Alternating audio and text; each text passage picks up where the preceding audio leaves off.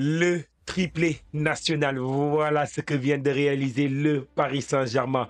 Et on est heureux en tant que supporter du Paris Saint-Germain parce que le Paris Saint-Germain, grâce à la victoire de ce soir, remporte la Coupe de France, en plus d'avoir déjà remporté la précieuse Ligue 1, mais également le Trophée des Champions. En tout cas, bravo, bravo à tous les supporters du Paris Saint-Germain, bravo à tous les amoureux du Paris Saint-Germain. C'est soirée kiff, soirée exactement, on est au paradise, on est au paradise. On est content, on l'a fait la team. En tout cas, les triplés nationaux. En tout cas, on est content. On est super content. Bravo, bravo à tous les supporters de nouvelle fois. Bravo également à tout le staff technique. Bravo à Luis Enrique, à tous ses coachs, toutes les personnes avec qui il travaille, la cellule, psychologie, tout. Bravo exactement pour une saison qui est en train d'être somptueuse la saison. Même si ça s'arrêtait là, on est heureux. On est au paradis parce que on est venu de loin dans certaines compétitions, notamment enfin, pour la Ligue des Champions.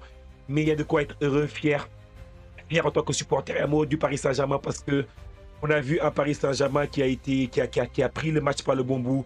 Ils ont attaqué dès le début. Cette équipe de Reims n'a jamais existé durant le match. Paris voulait absolument dominer et voulait dominer très rapidement cette équipe de Reims. Et c'est ce qui a été fait ce soir. Le Paris Saint-Germain a marqué notamment par le biais de Barcola. Barcola était en feu, doublé en l'espace de 2 minutes. Vous imaginez, 16e minute, premier but. Ensuite, 18e, 19e minute, il marque exactement le deuxième but. Puis ensuite, Hakimi qui vient clore la marque, exactement, qui marque un troisième but à la 43e minute. La différence a été faite durant la première mi-temps. Donc, du coup, grosse performance pour le Paris Saint-Germain. Grosse performance en termes de contre-pressing. Comme d'habitude, quoi. Avec le PSG, on se répète dorénavant. Je ne sais même plus si c'est la peine qu'on fasse des débriefs. Parce que à chaque fois, on répète les mêmes choses. Tellement que c'est le contre-pressing, fantastique. Ah, j'aime ça. Les joueurs qui sont travailleurs, les joueurs qui bataillent, les joueurs qui aiment tellement exactement, qui se battent pour le club, franchement, c'est ça qu'on voulait voir à Paris. Franchement, Kylian, Kylian, le départ nous fait du bien, du soulagement, du happiness, du bonheur. Une équipe qui travaille, tout le monde défend, tout le monde attaque. Franchement, c'est le kiff. Moi, je kiffe, bravo. On va regarder un peu quand même les éléments un peu statistiques parce que je sais que parfois les gens, ils aiment bien qu'on regarde un peu les éléments statistiques. Donc, du coup, on va analyser ça. Quand on regarde un peu les éléments statistiques, bah, écoutez, comme j'ai dit, victoire du Paris Saint-Germain sur le score de 3-0. Des buts qui ont eu lieu notamment, qui ont été marqués par Bradley Barcola. Je pense que pour la titularisation du match face à l'Inter, je sens plus un Désiré Doué parce que le contexte du match, les sorties, on a montré et Doué qui va partir en tant que titulaire durant ce match-là. Bradley Barcola quand même qui s'est remis en confiance parce qu'on a vu que parfois Bradley Barcola, au niveau de la finition, c'était pas trop ça, Bradley Barcola. Donc du coup, gros match de sa part, 2 buts, notamment servis 2 fois par Désiré Doué qui a été généreux par la passe, généreux exactement avec son coéquipier Bradley Barcola. Il a jamais été égoïste, il a été juste. Et je pense que le Paris Saint-Germain aura besoin de cette justesse pour la finale face à cette équipe de l'Inter Milan. Ensuite, le troisième but, c'est l'œuvre d'Hakimi. Franchement, rien à dire. Hakimi, toujours là, toujours qui fait le travail, qui se projette toujours vers l'avant. Bravo, bravo exactement à lui. Quand on regarde un peu les statistiques du match, on voit que le Paris Saint-Germain a eu 76% de possession. Classique Paris Saint-Germain. Donc, du coup, 76% de possession pour le Paris Saint-Germain, 24% de possession pour cette équipe de Reims. Reims, bravo, bravo, parce que je sais que c'est un contexte difficile pour Reims, parce que certains me diront: «Pourquoi tu dis bravo à Reims?» Parce ils ont mis le bus, ils ont parqué le bus là. Mais non, parce que je sais que Reims est dans une situation difficile. Ils ont également un match pour le maintien en Ligue 1 qu'ils doivent jouer face à cette équipe de Metz, il me semble. Donc du coup, je pense que la priorité, c'était également ailleurs. La priorité, c'était essentiellement de vouloir se maintenir en Ligue 1 parce que si Reims vient à descendre en Ligue 2, ça va faire des grosses conséquences négatives sur le point de vue financier et peut-être même également une vague de licenciements parce que les revenus en Ligue 2 ne sont pas les mêmes que les revenus en Ligue 1. Donc du coup, une équipe de Reims qui a été ultra dominée au niveau des expected goals, ce que j'aime bien dire à chaque fois. Franchement, j'aime bien ce terme expected goals. Et du coup, en termes de buts attendus, c'est 2,84 pour le Paris Saint-Germain. Donc du coup, à chaque fois, exactement, le PSG a été en mesure de marquer. Et 0,14 pour cette équipe de Reims. En termes de nombre de tirs, c'est 20 tirs pour le PSG contre 4 tirs pour Reims. en termes de grandes chances, c'est 5 grandes chances pour le Paris Saint-Germain contre 0 grande chance pour cette équipe de Reims. Quand tu regardes un peu les changements, je pense que les changements exactement, sortir Mayu, enfin sortir exactement Joao Neves, parce que le 11 qui a débuté, c'était Safonov qui a joué à la place du gardien, notamment Didio Donnarumma. À gauche, c'était l'équipe type, quasiment, sans Kvaratskhelia qui était un peu malade. Donc du coup, à lui, on lui souhaite exactement un excellent rétablissement. Je suis pas inquiet pour Barcola, enfin pour Kvaratskhelia, Visha Kvaratskhelia pour la finale de la LDC. Non, non, non. Je pense que Visha Kvaratskhelia, il sera là. Donc du coup, à moins d'une blessure, mais il n'y a pas de blessure. Là, c'est juste une petite maladie, donc du coup, ça va passer. Nuno Mendes était à gauche, à droite, Hakimi, dans l'axe Pacho, Marquinhos. Devant le milieu classique, c'était Vitinha, Ruiz, Neves.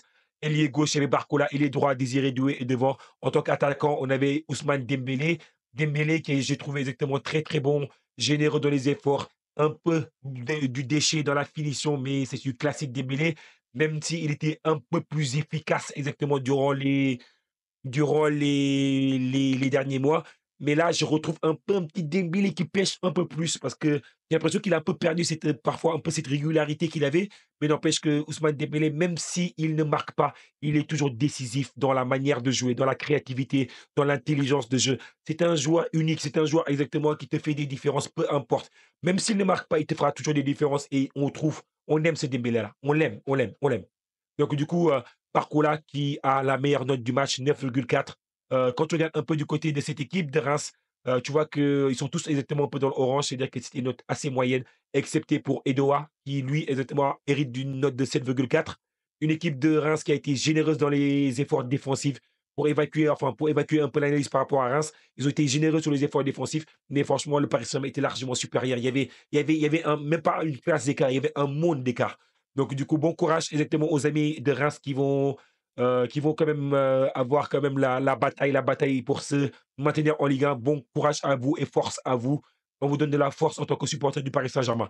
Quand on regarde un peu maintenant, quand on revient sur le Paris Saint-Germain, ben écoute, je pense qu'ils sont tous dans le vert à part Pacho. Pacho, il est à 6,9. Si Pacho également, il est sorti, il est remplacé. Et sinon, dans l'ensemble, un gros, gros match de la part de tout l'effectif. Dans le contre-pressing, franchement, le travail qu'ils font tous, franchement, il n'y a rien à dire. Dans le travail offensif, la ligne défensive qui était très, très haute ce soir, quasiment à la ligne médiane, parce que Reims défendait tellement bas qu'on pouvait se permettre exactement ce luxe-là. Donc, du coup, après, les joueurs qui sont sortis, moi, je pense qu'il y a eu également de la gestion, même si je trouve qu'ils sont sortis un peu tard. Moi, je les aurais fait sortir peut-être un peu plus tôt. Il y a Lucas Beraldo qui rentre à la place de Nuno Mendes. Je pense que c'est également une bonne chose parce que Nuno Mendes, il va avoir énormément d'efforts offensifs, mais également défensifs, notamment par le biais de sur son couloir gauche, où est-ce qu'il va, il sera opposé notamment à Dumfries. Donc, du coup, il devra être très, très généreux dans les efforts. Donc, du coup, ça, c'est une chose importante. Ainsi que William Pacho qui est remplacé par Lucas Hernandez. Lui également, je pense que c'est également positif qu'il sorte parce que ça va lui permettre exactement d'être frais exactement pour le match face à cette équipe de l'Inter Milan parce qu'il aura besoin un peu de cette énergie, de cette force, être frais mentalement. Après, il y a des Doué qui est remplacé notamment par Gonzalo Ramos. Vitinha qui sort, qui est remplacé par Warren Zaïre-Emery. Également, Sini Mayulu qui remplace notamment Joao Neves. Pour moi, les changements, je prends exactement ça un peu comme un signal, comme quoi que Barcola il viendra s'asseoir sur le banc de tous et que Désiré Doué devrait être le joueur qui va débuter exactement pour ce match-là. En tout cas, pour moi, gros, gros match du Paris Saint-Germain. Grosse performance. Je suis content du match dans son ensemble. Je suis content exactement de ce qu'a montré notamment le Paris Saint-Germain. Je suis content exactement de notre équipe du Paris Saint-Germain. On est fiers de ce que le Paris Saint-Germain réalise cette saison. Donc du coup, on attend maintenant le grand match de la semaine prochaine pour un fabuleux quadruplé. On espère que le Paris Saint-Germain sera en mesure de réaliser ce fabuleux quadruplé. Abonnez-vous sur la chaîne Parisienne Football si vous aimez le football. Abonnez-vous, on aime analyser, débriefer, parler de football. Et merci à toutes les personnes du fond du cœur qui prennent tout le temps une seconde pour mettre le petit pouce bleu. Et pour toutes les personnes qui prendront également le temps de partager nos vidéos. À très très bientôt pour d'autres analyses.